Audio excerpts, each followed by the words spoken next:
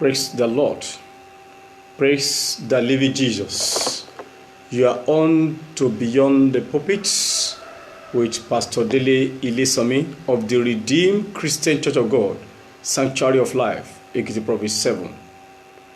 Today we are coming with the continuation of the series that we have been taking for the past 2 or 3 weeks. So today we are talking about the use of earrings.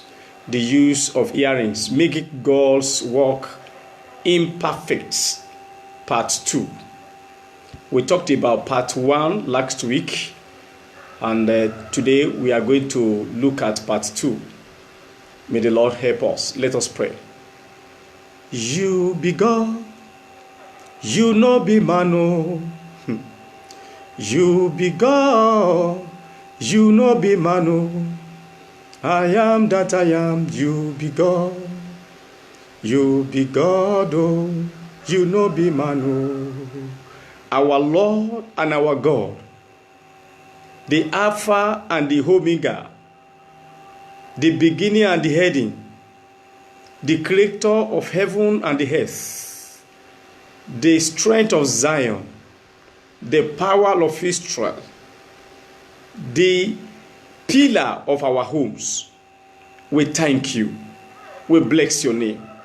Thank you for this great grace given us to us to still meet at your feet, to learn at your feet next morning. Thank you for what you did last week. Thank you for what you are doing through this program. Daddy be thou exalted in Jesus' name. Today, we are here again to dish out your words to your people. Father, reveal yourself to us. Teach us your words better than before. You are the teacher. We are the students. Father, teach us what we need to know. Thank you, Father. Blessed be your holy name, O Lord. In Jesus' name we pray. Amen. Praise the Lord. Praise the living Jesus. We want to appreciate God for what God is doing through this program and for what He will continue to do. For us to know that this program, we started this program about 3 years ago, 2017. So it's not a new program. God has been strengthening us since then. And I pray that same God will continue with us till eternity in the mighty name of Jesus. We want to continue with our series. We are looking at the general theme, Christian dress and adornments, changing the original masterpiece. Christian dress and adornment, changing the original masterpiece. Last 3 weeks, we talked about head covering, a scriptural exposition. Then last week, we look at the use of earrings, making God's work imperfect, part 1, where we discuss those who use earrings in the Bible, then how the Bible describes the use of these earrings as the property of adornment, property of beauty, of decoration, property of adultery, property of idolatry. So by God's grace today, we'll continue from where we stopped last week. We continue the use of earrings, making God's work imperfect, part 2. Part 2. So let's start from ear piercing. To pierce your ear lobes. Ear piercing is what I call an identification number of slavery. When you pierce your ear lobes, it is an identification number of slavery. As we can see in the book of Deuteronomy chapter 15, 12 to 17, Deuteronomy 15, 12 to 17, the Exodus 21, 5 to 6. Exodus 21, 5 to 6. They are saying basically the same thing there. But I will use Deuteronomy 15, 12 to 17. I will read from Deuteronomy 15, 12 to 17. I read, if your brother, a Hebrew man or a Hebrew woman, is sold to you and serves you 6 years, then in the 7th year you shall let him go free from you. And when you send him away free from you, you shall not let him go away empty-handed. 14. You shall supply him liberally from your flock, from your threshing floor, and from your winepress, from what the Lord has blessed you with, you shall give to him. You shall remember that you were a slave in the land of Egypt, and the Lord your God redeemed you. Therefore, I command you this thing today. And if it happens that he says to you, I will not go away from you, because he loves you and your house, since he prospers with you. Number 17. Take note of this. Then you shall take an awl and thrust it through his ear to the door, and he shall be your servant forever. Also to your female servant you shall do likewise. Praise the Lord. Now, when you look at this, the first time we had or learned about ear piercing in the Bible is in Exodus 21 verse 6. Exodus 21 verse 6. And repeated in the Bible passage we have just read in Deuteronomy 15:17. Deuteronomy 15:17. Although in the two passages of the same situation cited here, I'll make no reference to the wear of earrings. Make no reference to earrings as regards ear piercing. When the slave or the servant have decided to serve the master forever, the Bible says, find a pointed object and awl to pierce his or her ear lobes, so that it will serve as a kind of identification number, perhaps to differentiate the slave from the children. So, since you are not a slave, you are not given the right to pierce your earlobes. But if you want to remain perpetual slave, you want to be serving your master perpetually, then you can pierce your earlobes. So all those people that pierce their earlobes in the Bible are those that have decided to serve their master forever. That's what the Bible says.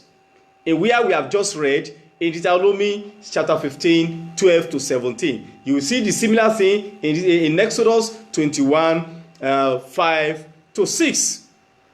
So, who are you? Are you still a slave? Do you still want to continue to serve your master? And who is that your master? Maybe the devil. Now, God's provision of the use of earrings. God prohibited the use of earrings and other articles of jewelry. And other article of jewelries. Now, first, note the following. I want us to note the following. We believe that God created man in his own image. And that is very clear. That's Genesis chapter 1 verse 27. I believe you too, you believe that. Yet, we have not seen him. We have not seen God. We believe this by faith. Why? Because faith is the key to the knowledge in Christianity. I repeat, faith is the key to knowledge in Christianity. So if you don't have faith in Christianity, you cannot acquire knowledge.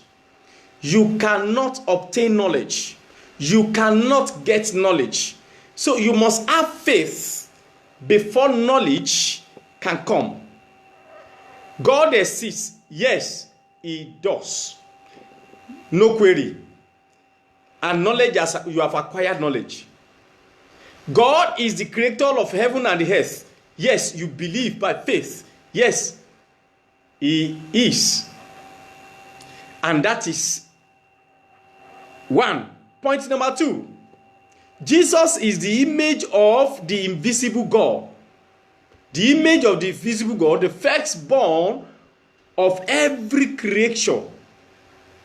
Colossians chapter 1 verse 15. Colossians chapter 1 verse 15. The Bible says our Lord Jesus Christ is the visible image of the invisible God. He came to show us the image and likeness of God to humanity. To show us his image. This is how God looked like in human flesh. Is the way he behaves, his likeness, and some other things. So Jesus represents, reflects, and manifests God in all spheres. He did not represent himself. Jesus did not represent himself, but he represented his Father when he was here physically with us on earth. I think we agree on that. 3. There is no record of Jesus, God incarnates, God image, that he used rings.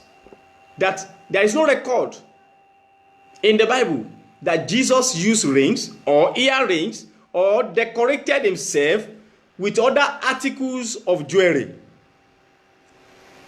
There is no record of that when he was here physically with us on earth. So he did not pierce his earlobes. Do we agree that Jesus, there is no record that Jesus pierced his earlobes? Now, he was God personified here on earth. And yet, Christians do not understand this, but claim to be followers of Christ. Christians claim to be followers of Christ, in whom we do not pattern our lives after. Then, don't we think that we Christians are hypocrites? If we claim that we are the followers of Christ, and this same Christ did not pierce his earlobes, he did not put on rings or earrings, he did not put on jewelries, necklaces, and some other things for fashion, then what implies is that we are not followers of Christ. We are not followers of Christ. Did you see earrings in his ear? No. Therefore, we are not following Christ Jesus. We are not following Christ Jesus. The use of earring is not even my issue at all. It's not the issue of the Bible at all. The issue is that why did you pierce your earlobes? Why? Why did you? It's not the issue of I put on earrings, I put on the finger rings, I put on this. That is not the major issue now. I put on leg necks. That is not the major issue now. The major issue now is, do you pierce your earlobes for the purpose of putting earrings there? Did you see Jesus do that? No. 4. Since both male and female put on earrings in the Bible, there is no moral justification for any sex to see it as their right. There is no moral justification for any sex to see it as their right, either male or female. No woman has any moral right to accuse any man who pierces his earlobes and uses earrings. Both are not commanded by God to use earrings. They are not commanded to pierce their earlobes and use earrings. So, what is socks for the goose is also socks for the gander. No feministic, no masculinistic mentality. No animalistic or animal farm mentality. All are equal before God. There is no femininity, no masculinity mentality. No animalistic, no animal farm mentality. All are equal before God. And so, all must be treated equally. Know that Bible does not specify that, the use of earrings is for man or is for woman.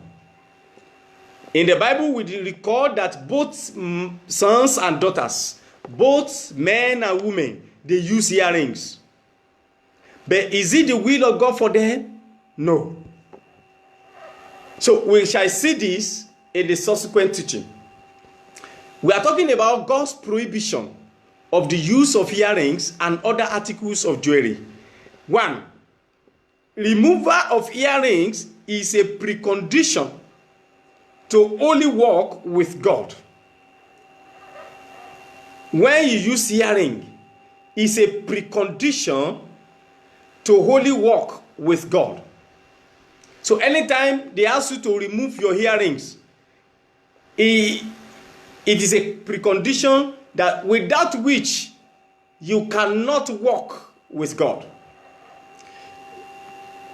Genesis chapter 35, 1 to 5.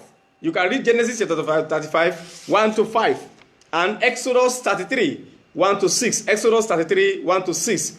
For the purpose of our time, we are going to read Genesis 35, 1 to 5. Genesis 35, 1 to 5. Then God said to Jacob, "Arise, go up to Bethel, and dwell there, and make an altar there to God, who appeared to you when you fled from the face of Esau, your brother." And Jacob said to his household and to all who were with him, "Put away the foreign gods that are among you. Purify yourselves and change your garments." Verse 3. Then let us arise and go up to Bethel. Bethel is a place of consecration. Bethel is a place of holiness. Now, and I will make an altar there to God, who answered me in the day of my distress, and has been with me in the way which I have gone. So they gave Jacob all the foreign gods. Take note. Number 4. They gave God, or they gave Jacob all the foreign gods which were in their hands, and the earrings which were in their ears. And Jacob hid them under the oak or terebinth tree, which was by Shechem. 5. And the journey and the terror of God was upon the cities that were all around them, and they did not pursue the sons of Jacob. Can you see?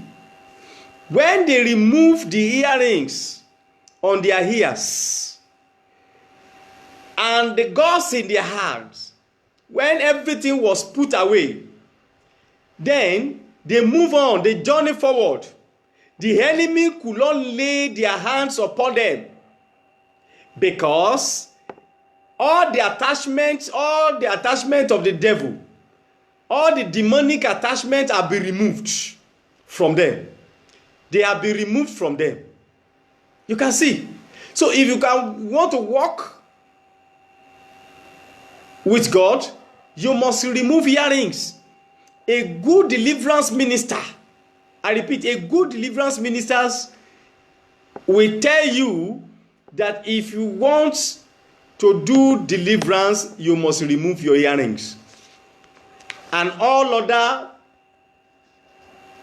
jewelries around you.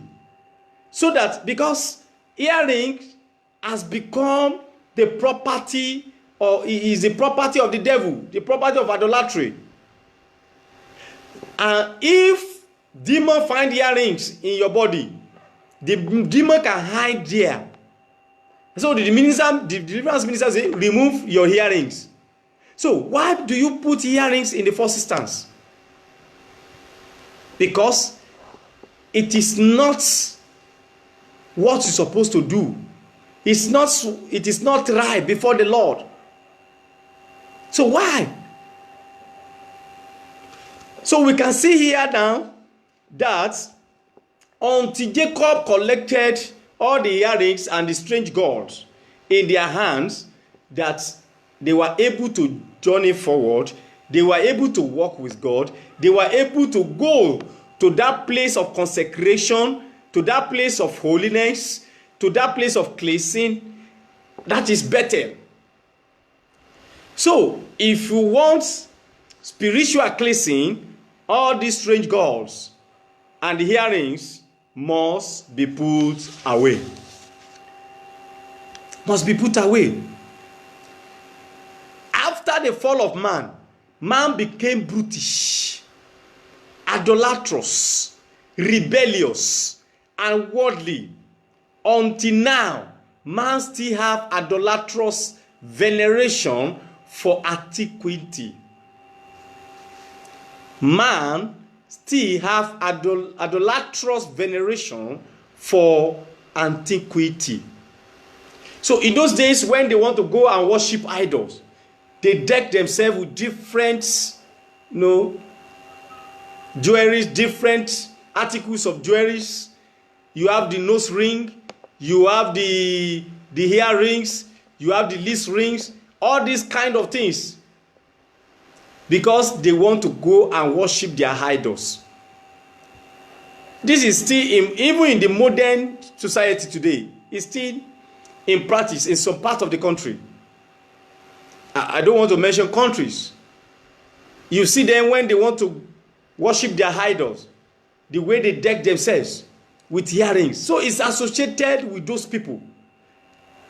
It's the use of earrings is not associated with the children of God. So we must know that. We must know that. That must be taken. Now look at what Adam Clarke's commentary explained. He explained this verse 4, where we have read here. He explained this like this. He said, and earrings which were in their ears, whether these rings were in the ears of the gods or in those of Jacob's family, we may rest assured that they were not mere ornaments, but served for superstitious purposes.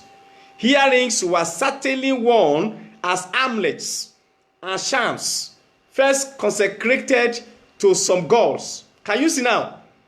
Or formed under some constellation on which magical characters and images were drawn.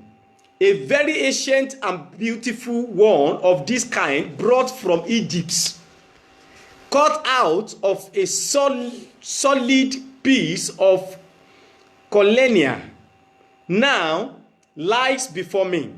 It was evidently intended for the ear, as the opening is too small for any human finger, and it is engraved all over with strange characters and images, which prove that it was intended for a talisman or amulet. It seems to be such a one as St. Augustine describes Epist 73, which was suspended from the teeth of the ears both of men and women, not for the purpose of ornament, but through an execrable superstition for the service of demons. Can you see? From the Adam Clarke's commentary, there is no Bible commentary that will say the use of earring is acceptable by God. Go and check. We have done a lot of research on this, and we discover that people, my own conclusion is just that the moment you pierce your ear, you are a slave. And your mother or your father that pierce your earlobes needs to ask for forgiveness of sin, because you have abused that body. And if you have the one that have done, you have recreated yourself, then you need to do restitution. Remove the earrings. Already you have abused your body. There is nothing we can do for that.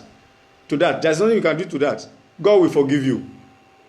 Now, when you look at Exodus 33, 1 to 6, Exodus 33, 1 to 6, there is another indication there that from one, then the Lord said to Moses, depart and go up from here, you and the people who you have brought out of the land of Egypt,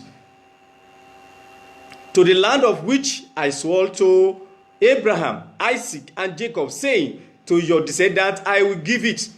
Verse 2, and I will send my angel before you, and I will drive out the Canaanites and the Amorites and the Hittites and the Perizzites and the Hivites and the Jebusites.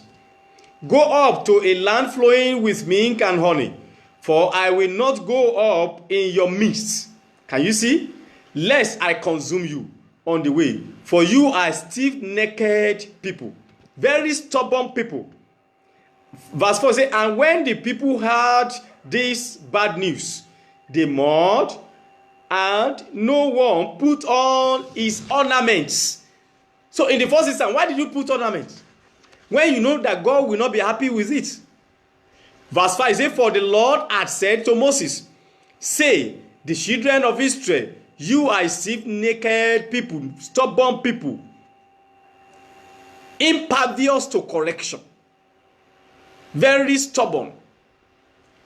I could come up into your midst in one moment and consume you. Now therefore take off your ornaments, that I may know what to do to you. So the children of Israel stripped themselves of their ornaments by Mount Horeb. Can you see? Removal of earrings is a precondition to only walk with God. So if you want to walk with God in holiness, then you must remove your earrings, all the ornaments. And that's why God said, he said, if I go with these people, I will consume them. It's because, when you look at the antecedents of the children of Israel, when you look, Exodus here, when they came with all these kind of things from the land of Egypt, there is what we call acculturation. And that has been part of them. And they have imbibed the culture of the Egyptians. And even, I told you last week, that man, by nature, they are idolatrous. They are idolatrous. Man is idolatrous. Now, since the moment man fell in the Garden of Eden, man has become idolatrous. And that's why you see all these kind of things today. God told them, I won't go with you. That is bad news. Your people are very impervious to correction. Moses, your people are very impervious to correction. Let them remove all their ornaments, all their earrings, all these kind of things they attach to this. Let them remove before I know what to do. For now, I don't know what to do. If I go with them, I consume them. I destroy them. You can see. You have to remove your earrings if you want to walk with the Lord. Now, let's look at this. When you look at the verse 5. Now, therefore, take off your ornaments. What does that mean? Take off your ornaments. The Septuagint in their translation, that is the original translation from the Hebrew to Greek. Suppose that the children of Israel not only laid aside their earrings and such like ornaments in one time of professed deep humiliation before God, but their upper or more beautiful garments too.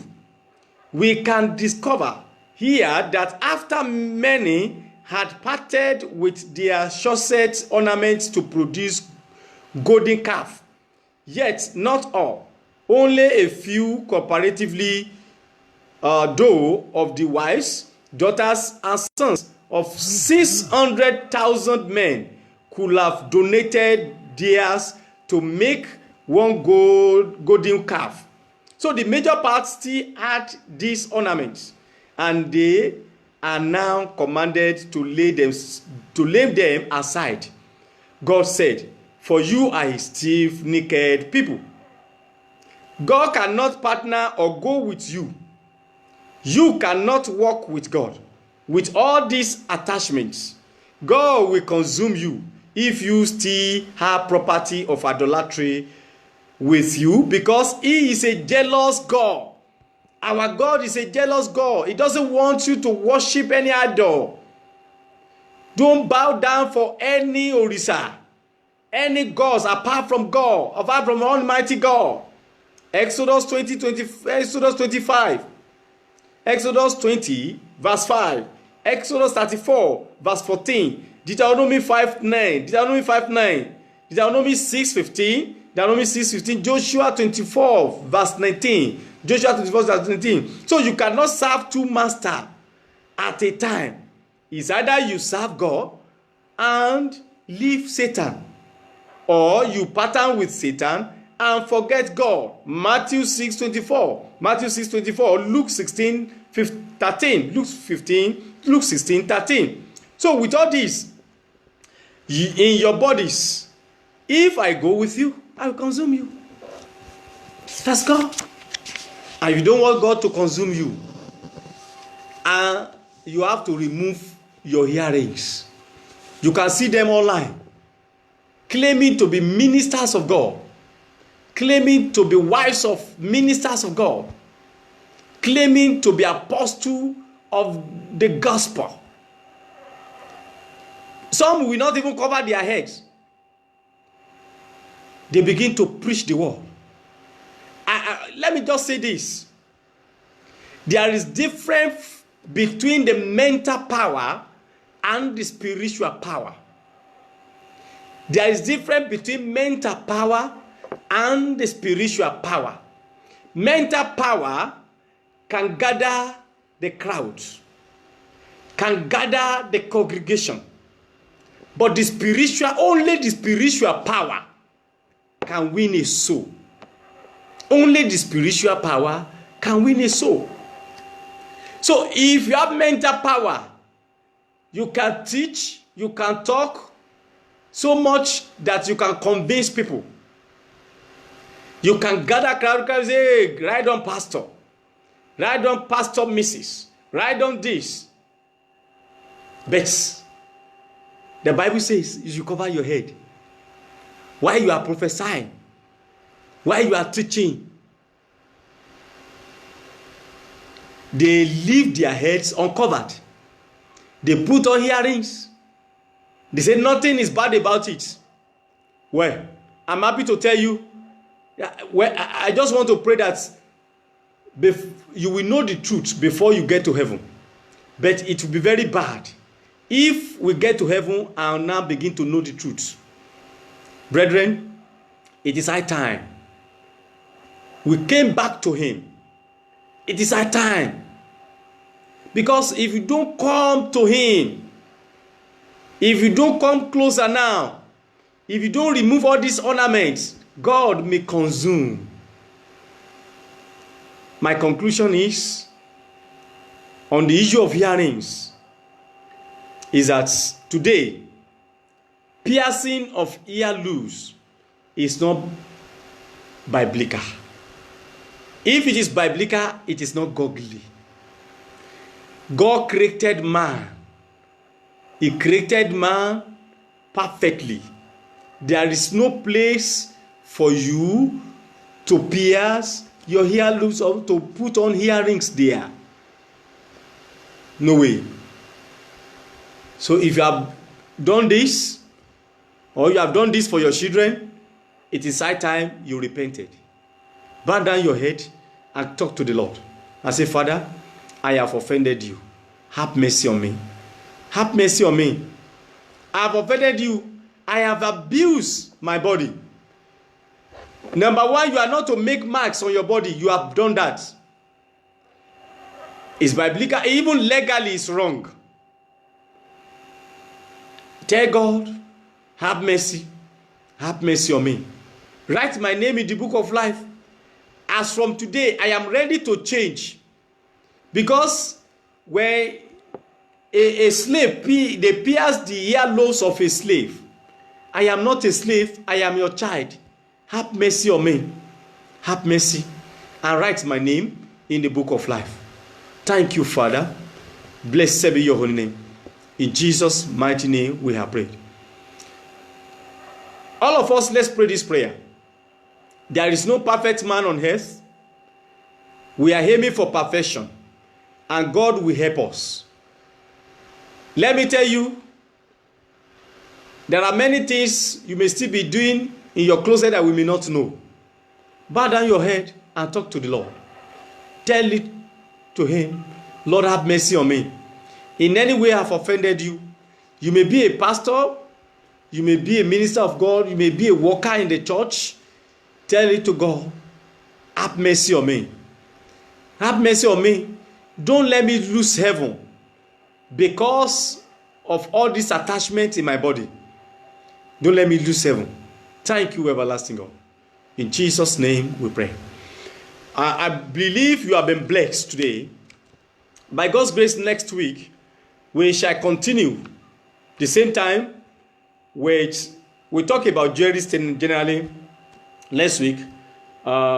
If we are able to bring it to a close, the issue of adornment and dress.